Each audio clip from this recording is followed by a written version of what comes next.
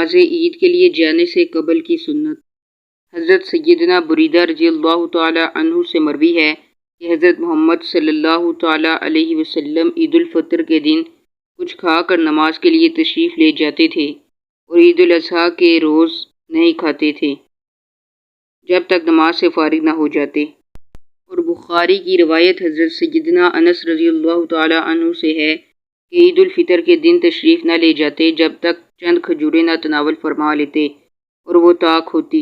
نماز عید کے لیے آنے اور جانے کی سنت۔ حضرت سیدنا ابو ہریرہ رضی اللہ تعالی عنہ سے روایت ہے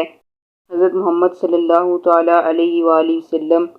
عید کو نماز عید کے لیے ایک راستہ سے تشریف لے جاتے اور دوسرے راستے سے واپس تشریف لاتے۔ اب بات کریں گے عید کا خطبہ سنت ہے یا نفل یا فرض۔ عیدین کی ادائیگی سے ہی شرط ہے، جو جمعہ کی صرف اتنا فرق ہے کہ جمعہ میں خطبہ شرط ہے اور عیدین میں سنت۔ جمعہ کا خطبہ قبل اصل نماز ہے اور عیدین کا بعد اصل نماز۔ اب ہم بات کریں گے نماز عید کے وقت کے بارے میں۔ دونوں نمازوں کا وقت سورج کے بقدر ایک نرزہ بلند ہونے یعنی طلوع آفتاب کے 20 منٹ کے بعد سے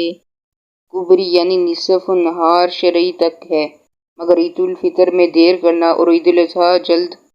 پڑھنا مستحب ہے۔ عید کی ادھوری جماعت ملی تو پہلی رکعت میں امام کی تکبیریں کہنے کے بعد متقی شامل ہوا تو اسی وقت تکبیر تحریمہ کے علاوہ مزید 3 تکبیریں کہہ لے، اگرچہ امام نے قرات شروع کر دی ہو، اور 3 ہی کہے اگرچہ امام نے 3 سے زیادہ کہی ہوں، اور اگر اس نے تکبیریں نہ کہی امام رکوع میں چلا گیا تو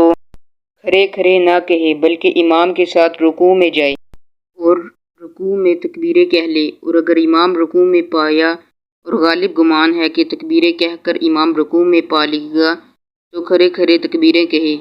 پھر رکوع میں جائے، ورنہ اللہ اکبر کہہ کر رکوع میں جائے اور رکوع میں تکبیریں کہے۔ پھر اگر اس نے رکوع میں تکبیریں پوری نہ کی تھی کہ امام نے سر اٹھا لیا تو باقی ساکت ہو گئی، یعنی بقیہ تکبیریں اب نہ کہے، اور اگر امام کے رکوع سے اٹھنے کے بعد شامل ہوا تو اب تکبیریں نہ کہے بلکہ امام کے سلام پھیرنے کے بعد جب اپنی بقیہ پڑھے اس وقت کہے، اور رکوع میں جہاں تکبیر کہنا بتایا گیا اس نے ہاتھ اٹھائے، اور اگر دوسری رکعت میں شامل ہوا تو پہلی رکعت کی تکبیریں اب نہ کہے بلکہ جب اپنی قضا شدہ پڑھنے کھڑا ہو اس وقت کہے۔ دوسری رکعت کی تکبیریں اگر امام کے ساتھ پایا جائے تو بہتر، ورنہ اس میں بھی وہی تفصیل ہے جو پہلی رکعت کے بارے میں مذکور ہوئی۔ بہار شریعت۔ اگلا سوال یہ ہے کہ عید کی جماعت نہ ملے تو کیا کریں؟ امام نے نماز پڑھ لی اور کوئی شخص باقی رہ گیا، خواہ وہ